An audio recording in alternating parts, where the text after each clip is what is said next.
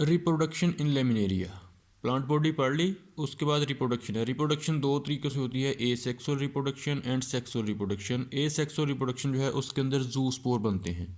Sporangia जू spores बनते हैं स्पोरेंजिया के अंदर। Sporangia is cup shaped and unilocular. Sporangia कैसा होता है, वो एक कप की तरह का होता है, यूनिलॉक्यूलर, उसके अंदर एक ही कैविटी होती है। Many sporangia are enclose in structure called sori. और फिर बहुत काफ़ी सारे स्पोरेंजिया 2 4 8 10 इकट्ठा एक गुच्छा सा बनाते हैं और उस गुच्छे के इर्द गिर्द एक स्ट्रक्चर लिपटा हुआ होता है जिसको सोराई कहा जाता है। ये एक स्पोरेंजिया है जिसके अंदर जू स्पोर बनेंगे और इस तरह के कई स्पोरेंजिया यहाँ मौजूद हैं। उन स्पोरेंजिया के इर्द गिर्द एक बाउंड्री वाल है, एक स्ट्रक्चर है, उस स्ट्रक्चर को सोराई कहा जाएगा। ये जो सोराई के अंदर मुख्तलिफ स्पोरेंजिया पड़े हुए हैं, इन स्पोरेंजिया के दरमियान में हेयर लाइक स्ट्रक्चर्स भी मौजूद होते हैं जो कि स्टीराइल होते हैं। इन स्टीराइल हेयर लाइक स्ट्रक्चर्स को पैराफाइसिस कहा जाता है। अब जूस्पोर बनता कैसे है, फॉर्मेशन ऑफ जूस्पोर। तो ये है एक स्पोरेंजिया। अगर बात यहाँ से शुरू की जाए तो ये है एक स्पोरेंजिया जिसके अंदर एक डिप्लॉइड न्यूक्लियस मौजूद है, क्योंकि ये स्पोरोफाइट के ऊपर लगते हैं। स्पोरोफाइट डिप्लॉइड प्लांट बॉडी है। ये जो सेंटर में हैं, किनारों पे हैं ब्लू कलर के, ये हैं क्रोमेटोफोर्स। हर स्पोरेंजिया के अंदर क्रोमेटोफोर्स भी होते हैं। क्रोमेटोफोर्स क्या होते हैं, पिगमेंट कंटेनिंग एरिया। अब इस स्पोरेंजिया के अंदर ये एक लेटरल ब्रांच पे लगता है। इस स्पोरेंजिया के ऊपर मियोसिस होती है स्पोरेंजिया में, और एक न्यूक्लियस जो है वो 4 हेप्लाइड न्यूक्लियाई के अंदर डिवाइड हो जाता है। ये डिप्लॉइड था, मियोसिस हुई तो हेप्लाइड न्यूक्लियाई बन गए। ये फिर फर्दर डिवाइड हुए, 8 बने, 8 से 16 बने, 16 से 32 बने।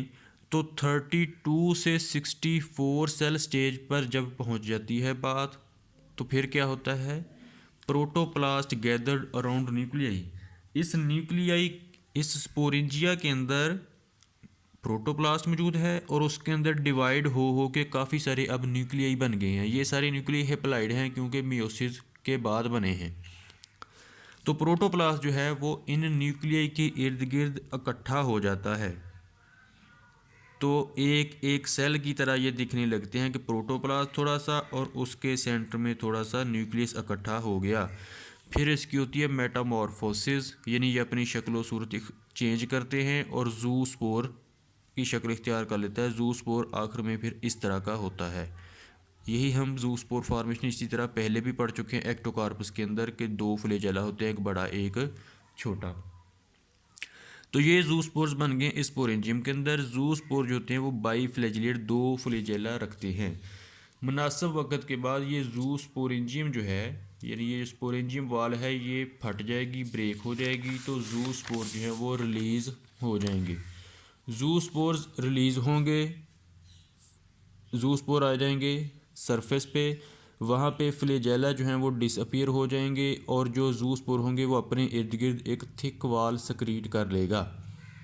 रेस्टिंग कंडीशन के अंदर चला गया, फ्लैजेला गायब हो गए और उसने अपने इर्द गिर्द एक सख्त वाल बना ली।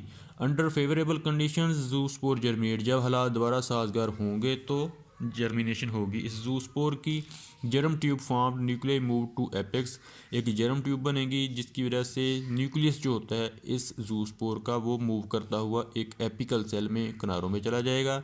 Apical cell develop into gametophyte, तो ये एपिकल सेल है वहाँ से एक छोटा सा फिर गेमेटोफाइट प्रोड्यूस हो जाएगा। ये गेमेटोफाइट जो है वो हेप्लाइड होगा।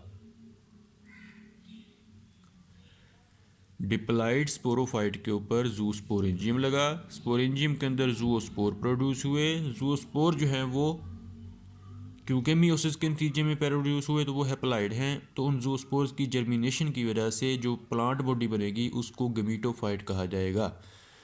सेक्सुअल रिप्रोडक्शन कैसी होती है, 2 किस्म की, oogamous type, mail gametophyte and female gametophyte.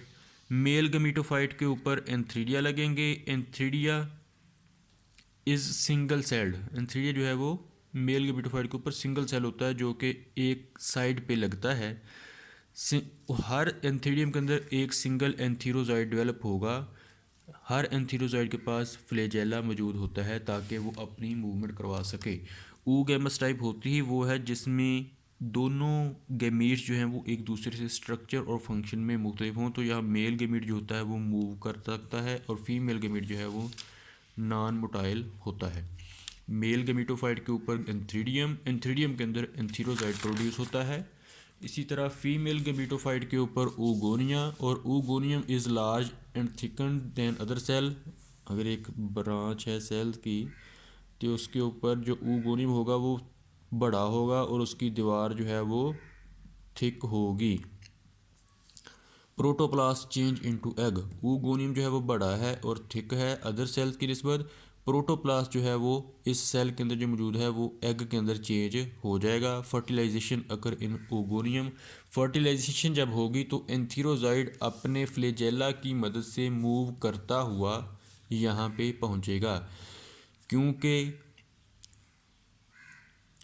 Laminaria जो है वो डाइशियस प्लांट है। डाइशियस प्लांट का मतलब है कि मेल प्लांट अलग और फीमेल प्लांट अलग होता है, तो इसमें मेल गैमीटोफाइट अलग होता है, फीमेल गैमीटोफाइट जो है वो अलग होता है। मेल गैमीटोफाइट के ऊपर एंथ्रीडियम और एंथ्रीडियम के अंदर एंथीरोजाइड, फीमेल गैमीटोफाइट के ऊपर oogonia एंड oogonia के अंदर एग प्रोड्यूस होता है।